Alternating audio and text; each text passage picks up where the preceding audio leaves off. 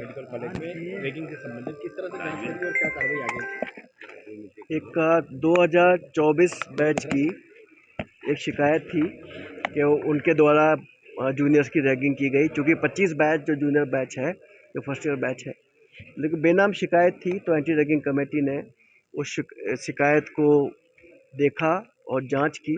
4 दिन जांच की, एक एक स्टूडेंट से पूछा, जो फर्स्ट ईयर के स्टूडेंट से किसकी शिकायत है, किसने शिकायत की है, तो उन्होंने साफ तरीके से शिकायत को कहा कि हमारे द्वारा नहीं की गई है और हमारी कोई रैगिंग नहीं हुई है। तो सेकेंड ईयर के छात्रों जिनका नाम लिया गया था उनको भी बुलाया, उनके पूरे बैच से पूछा, उन्होंने कहा इस दौरान हमने कोई भी रैगिंग नहीं ली है, ना किसी से बातचीत हुई है। तो कमेटी ने जब बच्चों से पूछा कि आप लिख के दे सकते हैं, बच्चों ने सबने लिख के दे दिया है कि शिकायत हमारे द्वारा नहीं की गई है। अतः ये ऐसा लग रहा है कि कमेटी को ऐसा लगता है कि किसी उनके सहपाठी ने ही किसी द्वेषवश उनको बच्चों को और परेशान करने के लिए शिकायत की है और प्रथम दृष्टया रैगिंग का मामला नहीं है।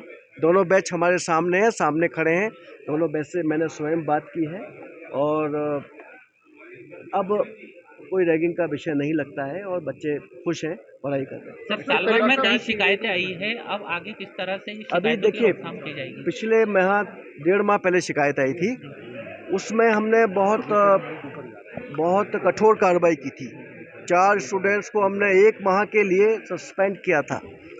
1 माह के लिए सस्पेंड करना, क्लासेस से बाहर हो जाना और सभी एक्टिविटी से बाहर हो जाना, हॉस्टल से बाहर हो जाना, ये बड़ा पनिशमेंट होता है मेडिकल कॉलेजेस में।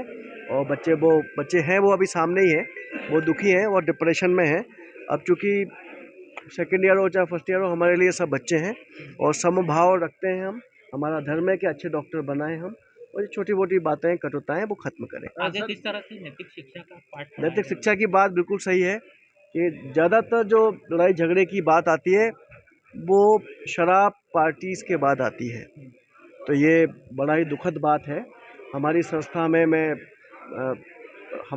में हमने पहले ही जीरो टॉलरेंस रखा है किसी भी एडिक्शन को, स्टूडेंट्स को शराब ना पिए और टबैको या स्मोकिंग ना करें। ये इसके लिए हम पहले से ही जागरूक कर रहे हैं। अब एक कंपलसरी प्रोग्राम रखा है हमने कि हर बैच में जब टीचर क्लास लेंगे, दिन में 10 क्लास होती हैं, उनमें 10 मिनट इस पर भी बात होगी कि हमारा आहार कैसा होगा।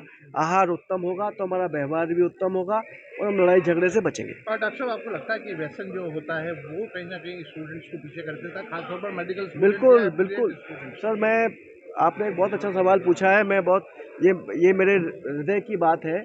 जब हम लोग स्टूडेंट्स हुआ करते थे तो जो ब्रिलियंट स्टूडेंट्स थे, जो टॉपर हुआ करते थे, मान लो वो व्यसन कर रहे हैं तो टॉपर्स के पते नहीं है कहाँ है वो। टॉपर्स लोगों का जीवन खत्म हो गया अगर वो व्यसन में हैं, अगर उनके साथ संगत गलत है। और जो एवरेज लोग हैं, जो व्यसन नहीं करते थे, वो आज बड़े डॉक्टर्स हैं। तो कहने का अर्थ है, व्यसन बर्बाद करता है, चाहे वो डॉक्टर्स हो, चाहे दूसरे प्रोफेशंस के लोग हैं। शराबी, कोई भी व्यक्ति शराबी होगा, उसको अपमान ही मिलेगा, सम्मान कभी नहीं मिलेगा। तो मैं तो हम स्टूडेंट्स को चाहते हैं ऐसे डॉक्टर्स बने। आप ही बताइए कि शराब पीने वाले डॉक्टर के पास जाएंगे आप या शराब नहीं पीने वाले डॉक्टर के पास जाएंगे? ओबियसली आप शराब नहीं पीने वाले के पास जाएंगे। ऐसे स्टूडेंट बनाना चाहते हैं हम। मैं doctor Ghanghoria, dean MGM medical college. Thank you.